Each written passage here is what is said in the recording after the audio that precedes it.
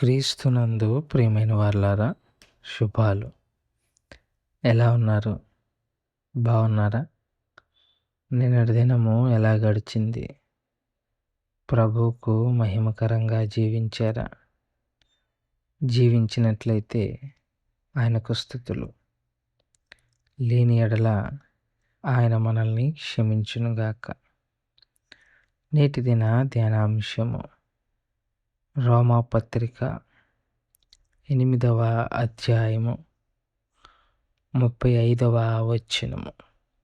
రోమాపత్రిక 8వ అధ్యాయము 35వ వచనం.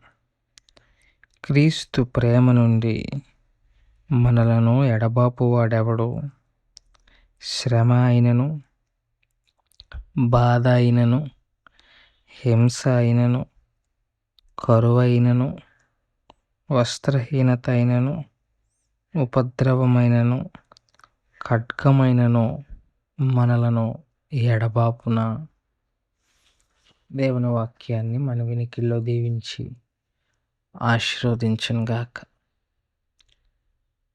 చదవబడిన లేఖన భాగాన్ని పరిశీలన చేసుకుంటే, దేవుని యొక్క ప్రేమ మన పట్ల ఎంతలా ప్రభావం చూపిస్తుంది. దేవుని యొక్క ప్రేమ మనతో ఎల్లప్పుడూ ఉంటుంది. దేవుని ప్రేమ నుండి మనలను ఏది దూరము చేయలేదు అని పౌలు భక్తుడు ఇక్కడ మనకి చెప్పే ప్రయత్నం చేస్తున్నారు. నిజమే కదండి. ఒకసారి దేవుని ప్రేమను నువ్వు పరిశీలించుకోగలిగితే నీ ప్రతి అడుగులోనూ ఆయన కృప, ఆయన ప్రసన్నత, ఆయన సన్నిధి నీకు కనిపిస్తూనే ఉంటుంది. నువ్వు చూడాలంతే. మనం సమస్య వచ్చినప్పుడే దేవుని ప్రేమ కొరకు ఎక్కువగా తాపత్రయపడుతూ ఉంటాం. ఆ సమస్య రాకముందు నుంచి ఉంది, సమస్యలోనూ ఉంది, సమస్య అయిన తర్వాత కూడా దేవుని ప్రేమ ఉంటానే ఉంది. మనము అసలు ఇప్పుడు కింద చెప్పిన వీటి విషయంలోనూ మనం టెన్షన్ పడాల్సిన అవసరం లేదు. ఇవన్నీ ఆయనకి తెలిసే ఉంటాయి. కానీ అవి ఏవి కూడా మనల్ని బాధ పెట్టవు, మనల్ని శాశ్వతంగా ఇబ్బంది పెట్టవు. ఒకవేళ కొంతకాలము ఇబ్బంది పెట్టొచ్చేమో, కానీ శాశ్వత కాలముగా అవి మనల్ని ఏవి కూడా బాధ పెట్టవు. ఎందుకంటే మనతో పాటు ఆయన కూడా ఆ కాడిమాని మోస్తున్నారు కాబట్టి. యేసయ్య అంటారు, నా కాడి సులువు అని. ఎందుకు సులువు అంటే అటువైపు ఆయన ఉన్నాడు, ఇటువైపు మనం ఉంటాం.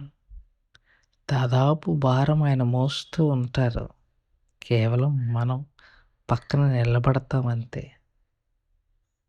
ఆయన ప్రేమ ఎంత గొప్పది అంటే, శ్రమపడి బాధపడి ఆ శ్రమ బాధ ఏంటో తెలుసుకొని మనల్ని ఆ శ్రమలో విడవకుండా మనల్ని తీరము దాటుతూ, నేనున్నాను, సదాకాలము యుగ యుగములకు తోడై ఉంటాను, మీకు ఏ హాని రాదు అని వాగ్దానం చేసిన ప్రభు మన పక్షంగా ఉన్నాడండి. ఉదయకాల సమయంలో ఆయన ప్రేమని మనము తెలుసుకోగలిగితే చాలు. ఆయన ఎప్పుడు మనల్ని విడిచిపెట్టే దేవుడు కాదు. ఇప్పుడు వాక్యం వింటున్న నువ్వు, వాక్యం చెప్పిన నాకు ఇప్పుడు కూడా ఆయన ప్రేమ ఉంది. ఆయన ప్రేమ ఉంది కాబట్టి నేను లెగవగలిగా. కళ్ళు మూసుకొని రాత్రి పడుకున్నా. రాత్రి నాకేం తెలుసు? ఉదయాన్నే లేపి స్పృహనిచ్చి వాక్యం చెప్పే అవకాశం ఇచ్చాడు. అది ఆయన ప్రేమ. నువ్వు వాక్యం వింటున్నావు, అది ఏంటిది? నీకు మెలకువ ఎలా వచ్చింది? ఆయన ప్రేమ. ఆయన ప్రేమ లేకపోతే ఈరోజు చూడగలమా మనం? నిన్న మనం చేసిన తప్పులు బట్టి ఈరోజు మనం చూడగలమా? చూడలేం. నిన్న మనం పడిన నింద, అవమానాలు, బాధలు ఈరోజు మనం తట్టుకోగలమా? కానీ చూడగలగటానికి ఆయన ప్రేమ, ఆయన సహకారం లేకపోతే మనం ఏది చేయలేమండి. కొన్నిసార్లు వెనక్కి తిరిగి చూసుకోండి. ఒక ప్రమాదకరమైన పరిస్థితిలో నుంచి బయటకొచ్చినప్పుడు ఒకసారి ఆలోచన చేసుకోండి. అది మనకు సాధ్యమేనా? మనం అలా ఉండగలం. మనం దాన్ని జయించగలిగామంటే మన శక్తి సామర్థ్యాల వల్ల అవుతుందది. మనమేనా వాటిని జయించగలిగాము అన్న ఆలోచన మనకు రాకమానదు. కానీ మనం జయించామంటే అది కేవలం ఆయన కృప. అట్టి కృపా భాగ్యాన్ని దయచేసిన దేవదేవునికి ఎల్లప్పుడూ సదాకాలము మనము ఋణస్థులముగా ఉండాలి. మనలో గుర్తుపెట్టుకోండి, దేవుని ప్రేమ మనల్ని ఎప్పటికీ విడిచిపోదని మనవి చేసుకుంటూ ఈ మాటలను ఇంతటితో ముగించుకుంటున్నాను. దేవుడు దీవించి ఆశీర్వదించునుగాక. ఈరోజు వివాహ దినం జరుపుకుంటున్న వారు పెదమామి రమ్య గార్ల పెళ్లి రోజు, కోలా స్నిగ్ధ ప్రియ వందన్ పుట్టినరోజు, తలకప్పల రాజామణి గారి పుట్టినరోజు, జిర్రా కాదండి మాగులూరి కిరణ్ ప్రసాద్ పుట్టినరోజు. వీరందరికీ జన్మదిన శుభాకాంక్షలు తెలియపరచుకుంటున్నాం. ప్రార్థన చేసుకుందాం. మమ్మల్ని మిక్కిలిగా ప్రేమించిన మా ప్రియపరలోకపు తండ్రి, మీ పాదాలకు స్తోత్రాలు. చెప్పబడిన వాక్యాన్ని బట్టి మీకు స్తోత్రాలు. వాక్యానుసారంగా జీవించగలిగిన కృపను దయచేయండి. బలహీనులుగా ఉన్న వారిని బట్టి ప్రార్థిస్తున్నాం. బలపరచండి, ఆరోగ్యాలకు ముద్ర వేయండి. జన్మదినం జరుపుకుంటున్న వారిని బట్టి, వివాహ దినములు జరుపుకుంటున్న వారిని బట్టి ప్రార్థిస్తున్నాం.